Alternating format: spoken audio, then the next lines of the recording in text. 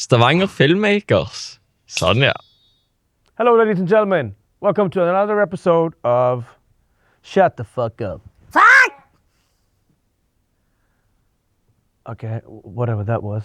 Mr. What do I call you? Hi, I'm actually reigning champion. Isn't that Achoo! is that like a horse thing or like what is that? Yeah, it is actually. It's a traditional horse name. It's the name I was born with. It's the name I was assigned at birth. But it's actually very important to me to preserve my heritage. So I proudly call myself reigning champion. That's what you will find on my passport and all my legal documents. You have a passport? Yeah, of course. Yeah, Wow. yeah. Horses can have passports. Don't worry. I'm here to educate. Okay. You recently got famous for this for your political views. Yeah, thank you. And I'm really glad to be here today and for you to allow me to use your platform to talk about some of the things I believe in. So yeah, I'm actually here because,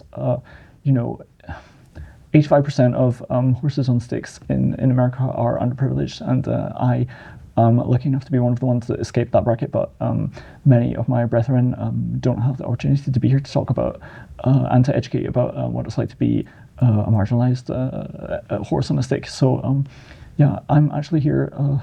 This is quite difficult for me because to be, as you can tell, I'm quite disruptive in my speech as well because I have Tourette's. So I'm actually psychologically intersectional as a horse as well. And so struggling with these difficulties and having these kind of conversations today is really important because it's really important to get my message out as a horse on a stick, that, to destigmatize and to educate and to really to develop and to grow and to be vulnerable and to make new friends and to grow a community and to bring all of us together in a way that, especially like in society today and politically speaking, there's so much going on in the world, and it's really difficult for me to speak about these things, for any of us to speak about these things. And so, coming out here and educating and being ambassadors for the types of categories that we're in, even though, I'm not a fan of labels, and I imagine many of my listeners out there also don't like to apply these kind of labels, but I think that we should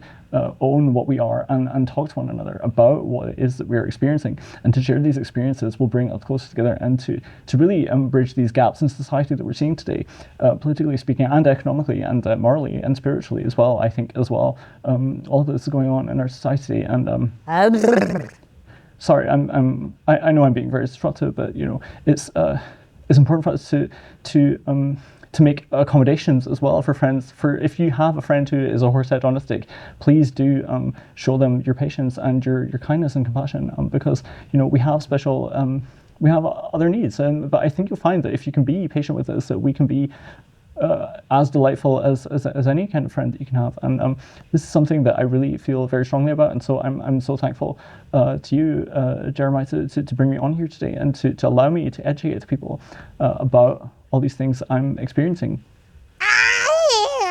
Oh, thought you were never going to stop talking. Then maybe this should be your podcast. Well, I actually do think that I'm here to launch a potential platform. So, if it comes to the point that people are interested in listening to what I have to say about all of these things, I do think that 85% of podcasts are not run by horse heads on sticks, and I think that there needs to be more horse head on stick representation Is that in the what podcast you identify as? ecosystem. Thank you very much for that question. I think it's very important to talk about it. I personally am okay with identifying as a horsehead on a stick, but I know that many people who have my identity are not, or who have my appearance, rather, I should say, not identity, are not happy with adopting that identity. So I think that it's how I would bridge the topic is if you have someone and you feel close enough to them that you want to ask them if they identify as a horse head on a stick, just allow them to bring it up themselves. And if they don't bring it up, it's I would consider it impolite to ask. I don't mind the rude, the offensive, and the ignorant questions. Because I consider myself an ambassador for every category that I am, and therefore I am okay with educating people. But I know that other people consider it a burden, and I think that we should be sympathetic to that. All right. Okay. Quick question. Can you see what's in front of you, or can you only see what's on the sides of you?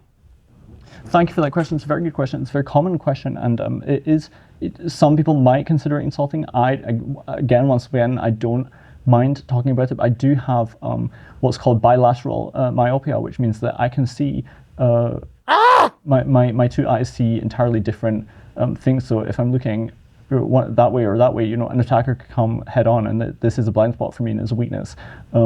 I'm looking into surgeries to attach mirrors to my ears so that I can complete my field of vision and not be so vulnerable in that way. In fact, I think this is something that we should be funding. I think there should be more healthcare for horse heads on sticks to accommodate us better, but I think we live in such an ableist society. Can you see me? Can you, can you see me? Yes, I see you, I hear you, I'm here for you, and I don't embody need this experience with my full presence. I don't need you to be here for me, but I was just trying But that's okay if you don't need it, but I am. Okay. So have you been able to see me this whole time? Like if I go like this, then I can see. Okay. Woohoo! All right. So what do you have to say to the world? The world is your stage at this point. So yeah, another excellent question, and I'm really happy to be here and to use your platform. So I would like to extend my thanks to you once again. I think that I would say to the people that horse heads on sticks are people. We're not people. We're horse heads on sticks, but we have really valid internal experiences, and I do not want those to be discounted. And therefore, I think that we deserve all the same rights and all the same love and joy and compassion and suffering and human like experiences as much as horse heads on sticks can have human experiences. That we deserve this in society. We deserve to be involved in any kind of activities that promotes horse head on stick thriving. Really, that's what we want. Is we want to thrive. We don't just want to survive. And I think that horse heads on sticks have been in survival mode for literal centuries, and that we're ready to put that behind us. I don't know if society is ready to put it behind us, but I'm ready to be out there and to fight and to try and live in a better world in which horse heads on sticks are considered equals. yeah. Well, yes. Thank you for that. Would you like something to drink or eat? You've been talking a lot, so maybe you're parched and you might need something to drink, perhaps. You fuck shit! Well, I had like a whole bale of hay before I came here, but thank you for asking, because I know that you're Fuck you! The ritual of eating with friends is something that really bridges cultural gaps. I like that you didn't assume that I had eaten hay and had a salt lick before I came here. So that's very brave of you. Oh, okay, I think I've had enough of this. I quit. That's okay. We are going to keep seeing this. We're going to see this type of... Shut up!